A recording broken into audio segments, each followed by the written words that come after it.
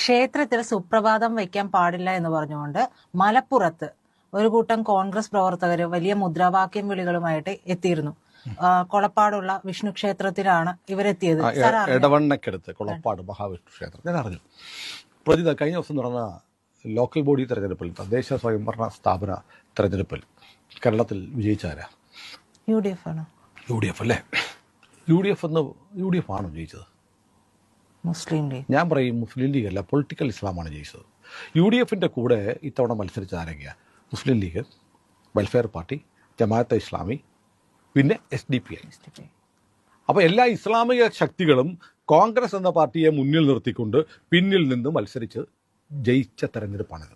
Political ഇസ്ലാം ജയിച്ചു കഴിഞ്ഞാൽ അവർ പറയും നിങ്ങൾ ക്ഷേത്രങ്ങളിൽ പാട്ടുവെക്കാൻ പാടില്ല, ക്ഷേത്രത്തിലെ ആരാധനയുടെ ഭാഗമാണ്.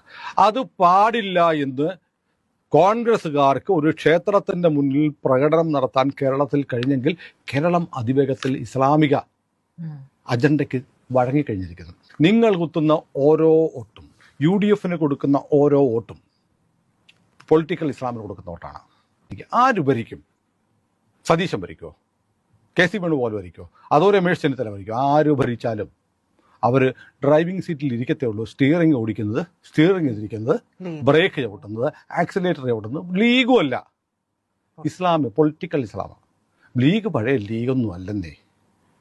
ഇന്നലെ ഒരു ചിത്രങ്ങൾ, ഒരു വീഡിയോ ഉണ്ടല്ലേ, നമ്മുടെ MP മാരെല്ലാം കൂടെ പാർലമെന്റിന് മുന്നിൽ നിന്ന് പോറ്റിയെ KTA എന്നുള്ള പാട്ട് പാടുന്ന നമ്മളൊരു വീഡിയോ ചെയ്തു. ലക്ഷത്തോളം ആളുകൾ കണ്ടു. ആ പാട്ട് പാടാൻ വേണ്ടി 2 MP മാരുണ്ടായിരുന്നില്ല.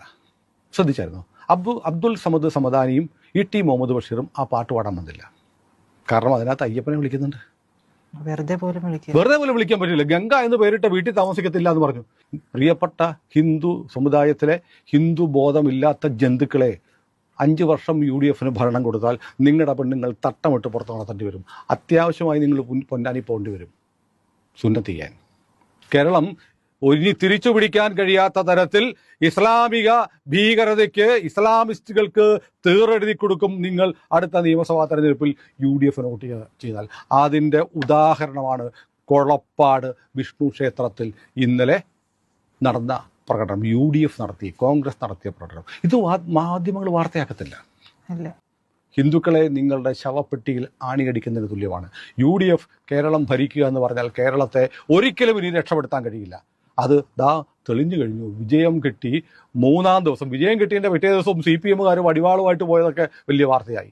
എന്നാൽ അതിൻ്റെ തൊട്ടടുത്ത ദിവസം ഒരു ക്ഷേത്രത്തിന്റെ മുന്നിൽ സുപ്രഭാതം വെക്കരുത് എന്ന് പറഞ്ഞ് UDF ഗുണ്ടകൾ, ഇസ്ലാമിക ഭീകരന്മാരുടെ അച്ചാരം വാങ്ങിയ UDF പ്രവർത്തകർ ഇങ്ങനെ ഒരു പ്രകടനം നടത്തിയത് വാർത്തയാവില്ല കേരളത്തിൽ.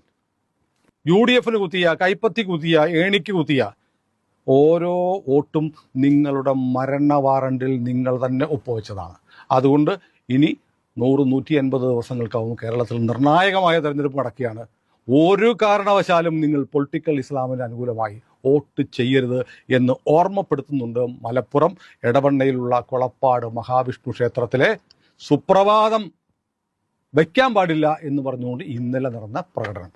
ഇനിയെങ്കിലും ഓർമ്മിച്ചില്ലെങ്കിൽ നിങ്ങൾക്കും നിങ്ങളുടെ മക്കൾക്കും ഈ നാട്ടിൽ അടിമകളായി ജീവിക്കാനാണ് വിധി.